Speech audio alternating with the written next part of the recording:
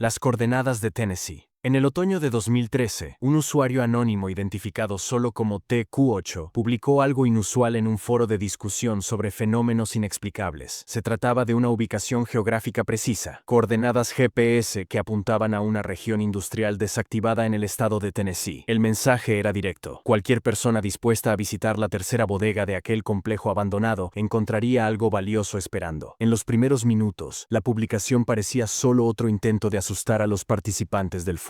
Las historias inventadas eran frecuentes en ese espacio virtual, pero el comportamiento del autor comenzó a llamar la atención de forma gradual. 18 minutos después de la publicación inicial, TQ8 regresó demostrando impaciencia. Se quejaba de que nadie se había movido hasta el lugar indicado. Y entonces, compartió una secuencia de fotografías que alteró completamente el tono de la conversación. Las imágenes poseían una calidad visual que sugería autenticidad. Las búsquedas inversas no identificaron registros anteriores de aquellas escenas en Internet. Una de las fotografías mostraba lo que parecía ser un cuerpo sin vida. Otra exhibía el interior deteriorado de una estructura industrial, con escombros esparcidos por el suelo de concreto. Había también la imagen de una nota manuscrita, cuyo contenido no fue totalmente revelado en las discusiones públicas. El autor se refería repetidamente al cuerpo como si fuera de un conocido suyo. Mencionaba que el premio prometido estaba escondido bajo material plástico. Pasaron 5 días antes de que un nuevo participante entrara en la historia. Identificándose como Alex, este usuario afirmó haberse desplazado hasta las coordenadas proporcionadas. Comenzó a transmitir fotografías capturadas por su dispositivo móvil mientras exploraba el ambiente. Las primeras actualizaciones describían una inspección del piso principal, donde nada significativo había sido localizado. La situación cambió